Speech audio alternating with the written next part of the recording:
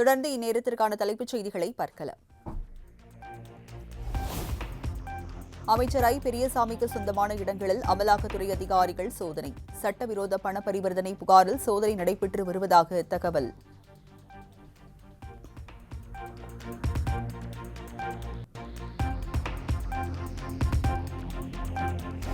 அமைச்சர் ஐ. பெரியசாமியின் மகள் வீட்டிலும் அமலாக்கத்துறை அதிகாரிகள் சோதனை.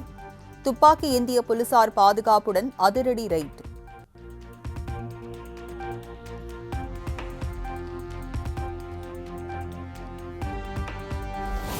திண்டுக்கல்லில் அமைச்சர் ஐ. பெரியசாமியின் வீட்டின் முன்பு குவிந்து வரும் திமுக தொண்டர்கள். அமலாக்கத்துறையினரின் சோதனையை கண்டித்து சாலையில் அமர்ந்து தர்ணாவில் ஈடுபட்டு வருவதால் பரபரப்பு.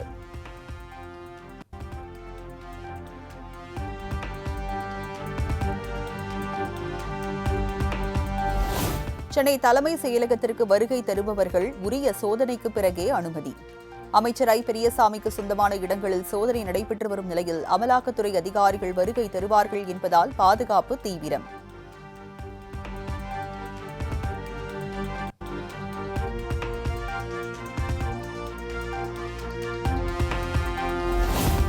சென்னை தலைமை செயலகத்தில் அமைச்சர் ஐ. பெரியசாமியின் அறைக்கு செல்லும் நுழைவு வாயில் மூடல். அமலாக்கத்துறை அதிகாரிகள் சோதனைக்கு வருவதாக கிடைத்த தகவலின் பேரில் நடவடிக்கை.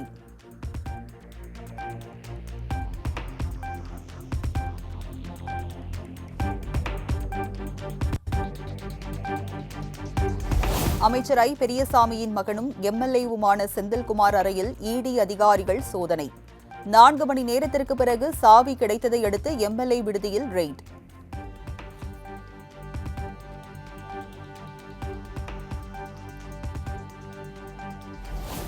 அமைச்சர் ஐ. பெரியசாமி தொடர்பான அமலாக்கத்துறை சோதனையை திமுக எதிர்கொள்ளும். ரெய்டுகள் மூலம் திமுக அமைச்சர்களை பயமுறுத்தலாம் என்ற மத்திய அரசின் கனவு ஒருபோதும் பலிக்காது என்றும் திமுக எம்பி கனிமொழி திட்டவட்டம்.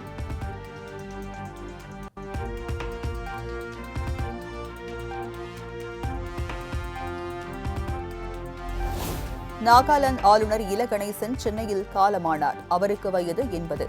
உடல்நலக் குறைவால் தனியார் மருத்துவமனையில் சிகிச்சை பெற்று வந்த நிலையில் உயிர் பிரிந்தது.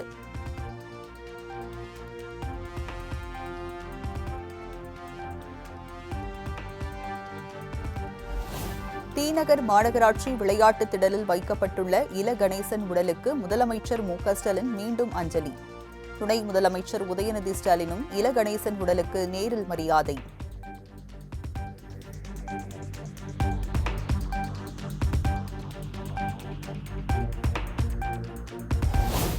மறைந்த இல கணேசன் உடலுக்கு முன்னாள் அமைச்சர் ஜெயக்குமார் நேரில் அஞ்சலி. நாம் தமிழர் கட்சியின் தலைமை ஒருங்கிணைப்பாளர் சீமான், ஜி.கே. வாசன் உள்ளிட்டோர் மாலை அறிவித்து மரியாதை.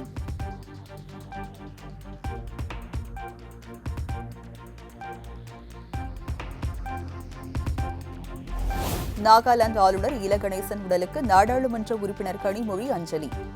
பாஜக மூத்த தலைவர் தமிழிசை சவுந்தரராஜன், தேமுதிக இளைஞர் அணி செயலாளர் விஜய பிரபாகரன் உள்ளிட்டோர் மாலை அணிவித்து மரியாதை.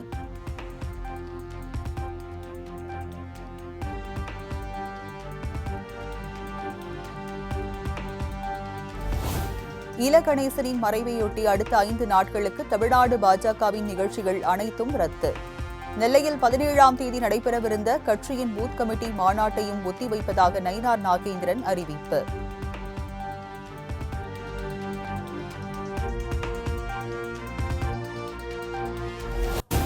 அமெரிக்க வரி விதிப்பால் பாதிக்கப்பட்ட வர்த்தகத்தை மீட்டெடுக்க நடவடிக்கை எடுக்க வேண்டும். அமெரிக்காவின் 50% வரி விதிப்பால் தமிழகத்தில் 30 லட்சம் பேர் வேலை இழக்கும் அபாயம் உள்ளதாகவும் பிரதமர் மோடிக்கு முதலமைச்சர் மு.க.ஸ்டாலின் கடிதம்.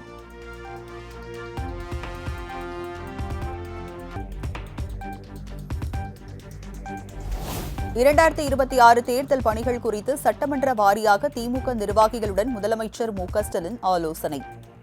உடன்பிறப்பே வா என்ற பெயரில் நெய்வேலி, ஒரத்தநாடு தொகுதி நிர்வாகிகள் இன்றைய 1-to-1 ஆலோசனையில் பங்கேற்பு.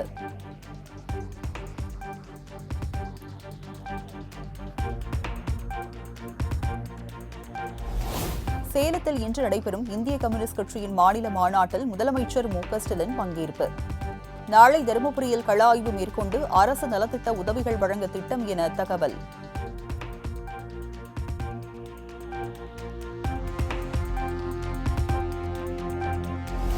திருவண்ணாமலையில் விவசாய சங்க பிரதிநிதிகளுடன் எதிர்க்கட்சித் தலைவர் எடப்பாடி பழனிசாமி கலந்துரையாடல்.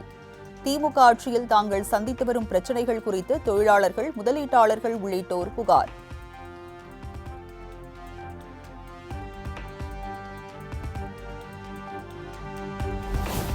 திமுக ஆட்சியில் வரி வருவாயும் அதிகம், கடனும் அதிகம் என எடப்பாடி பழனிசாமி விமர்சனம்.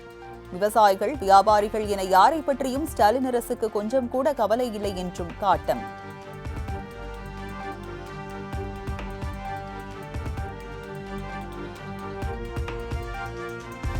திட்டமிட்டபடி நாளை எனது தலைமையில் பாமக சிறப்பு பொதுக்குழு கூட்டம் நடைபெறும்.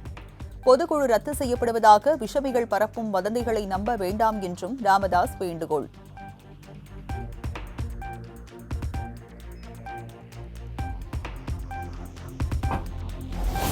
தமிழகம் முழுவதும் நடைபெற்ற 3561 உங்களுடன் ஸ்டாலின் முகாம்களில் 30 நாட்களில் 30 லட்சம் மனுக்கள் பெறப்பட்டுள்ளன. கலைஞர் மகளிர் உரிமை தொகை கோரி 13 லட்சம் மனுக்கள் பெறப்பட்டுள்ளதாக தமிழக அரசு தகவல்.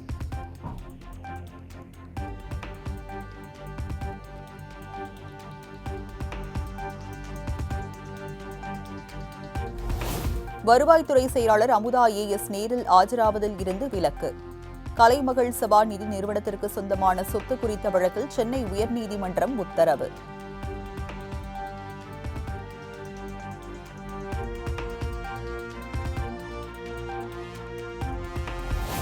மோசமான வானிலை காரணமாக துபாயில் இருந்து கொச்சி சென்ற விமானம் கோவையில் தர இறங்கியதால் பரபரப்பு. பல மணி நேரமாக உணவு, தண்ணீர் வழங்கப்படாததால் ஊழியர்களுடன் வாக்குவாதத்தில் ஈடுபட்ட பயணிகள்.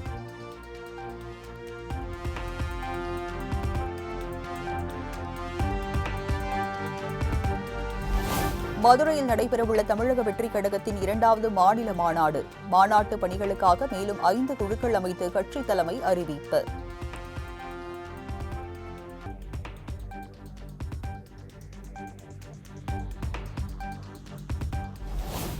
தொடர் விடுமுறையை ஒட்டி சென்னையில் மெட்ரோ ரயில்களில் தினசரி பயணிப்போரின் எண்ணிக்கையில் புதிய உச்சம். ஆகஸ்ட் 14ஆம் தேதி அன்று ஒரே நாளில் 4,06,000 பேர் பயணித்துள்ளதாக தகவல்.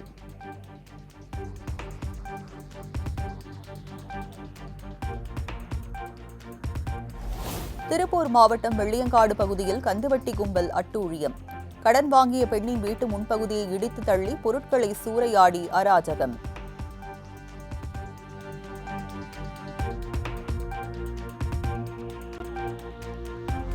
திருவள்ளூர் அரசு மருத்துவமனையில் தூய்மை பணியாளரை செவிலியர் கன்னத்தில் அறைந்ததாக புகார். துப்புரவு பணியை புறக்கணித்து தூய்மை பணியாளர்கள் போராட்டத்தில் ஈடுபட்டதால் பரபரப்பு.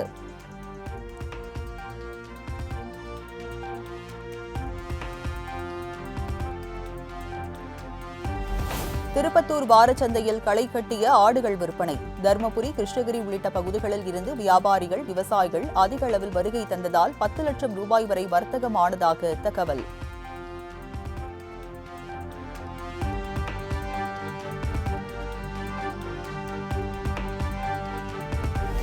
கோவை மாவட்டம் வால்பாறையில் குடியிருப்புகளை சேதப்படுத்திய யானை கூட்டம்.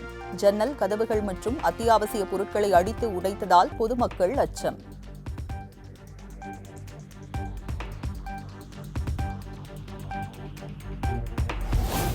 ஆடி மாத கிருத்திகையை முன்னிட்டு திருத்தணி முருகன் கோவிலில் குவிந்த பக்தர்கள். நீண்ட வரிசையில் காத்திருந்து அரோகரா முழக்கம் விண்ணை பிளக்க சுவாமி தரிசனம்.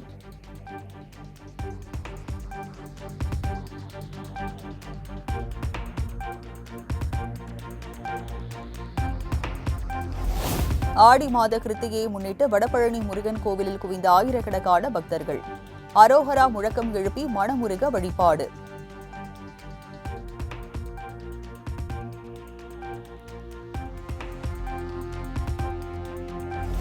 தொடர் விடுமுறை மற்றும் ஆடி கிருத்திகையொட்டி திருச்செந்தூர் சுப்பிரமணிய சாமி கோவிலில் குவிந்த பல்லாயிரக்கணக்கான பக்தர்கள். கடற்கரை மற்றும் நாழி கிணற்றில் புனித நீராடி வழிபாடு.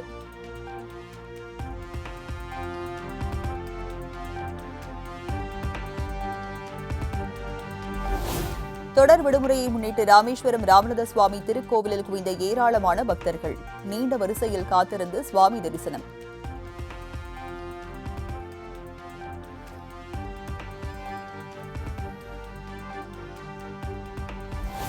தமிழ் மாதமான ஆவணி, மலையாள மாதமான சிங்கம் பூஜைகளுக்காக சபரிமலையில் இன்று மாலை நடை திறப்பு.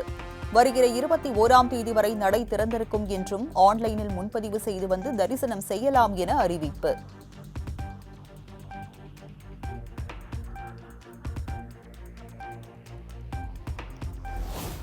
நாடு முழுவதும் கோலாகலமாக கொண்டாடப்பட்டு வரும் கிருஷ்ண ஜெயந்தி விழா. கிருஷ்ணன் கோயில்களில் வெண்ணெய், சீடை, அவல் வைத்து நிவேதனம் செய்து பக்தர்கள் வழிபாடு.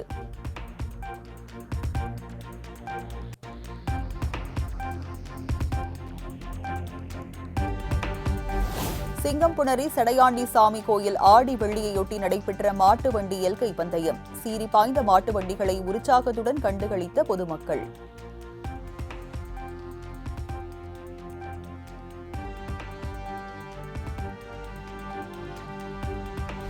மசோதாக்களுக்கு ஒப்புதல் கொடுக்க கால வரம்பு நிர்ணயித்த விவகாரத்தில் குடியரசுத் தலைவரின் விளக்க குறிப்பை திருப்பி அனுப்ப வேண்டும்.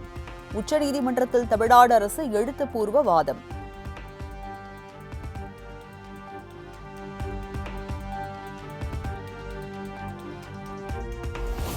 முன்னாள் பிரதமர் அடல் பிகாரி வாஜ்பாயின் 7ஆம் ஆண்டு நினைவு தினம் அனுசரிப்பு. டெல்லியில் உள்ள அவரது நினைவிடத்தில் குடியரசுத் தலைவர் திரௌபதி முர்மு, பிரதமர் மோடி, கார்கே உள்ளிட்டோர் மலர் தூவி மரியாதை.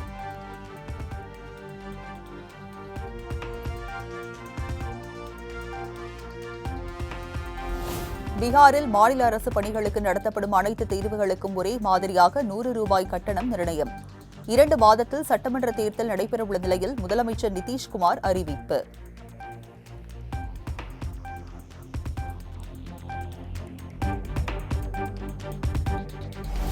(2035ஆம் ஆண்டுக்குள் இந்தியாவின் விண்வெளி நிலையத்தை இஸ்ரோ உருவாக்கும் என இஸ்ரோ தலைவர் நாராயணன் திட்டவட்டம். இது 5 தொகுதி கட்டுமானதாக இருக்கும் எனவும் முதல் தொகுதி 2028க்குள் விண்வெளி சுற்றுப்பாதையில் நிலைநிறுத்தப்படும் எனவும் உறுதி.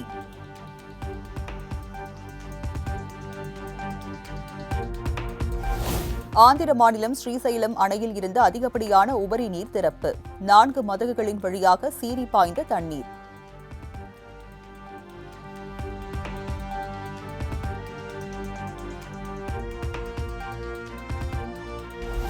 ஜம்மு காஷ்மீர் மேகவெடிப்பால் 60 பேர் உயிரிழந்த நிலையில் மாயமான 200 பேரை தேடும் பணி தீவிரம். 3வது நாளாக மீட்புப் பணிகள் நடைபெற்று வரும் நிலையில் ஜம்மு காஷ்மீர் முதலமைச்சர் ஒமர் அப்துல்லா சம்பவ இடத்தில் நேரில் ஆய்வு.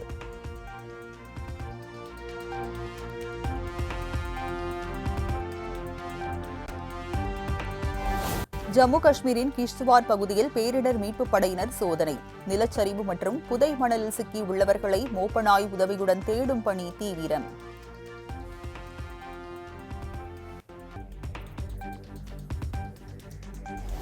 சுதந்திர தினத்தையொட்டி அமெரிக்காவின் சியாட்லின் 605 அடி உயர கட்டிடத்தில் ஏற்றப்பட்ட தேசிய கொடி. விண்ணில் பட்டொளி வீசி பறந்த மூவர்ண கொடிக்கு பொதுமக்கள், பார்வையாளர்கள் வீர வணக்கம்.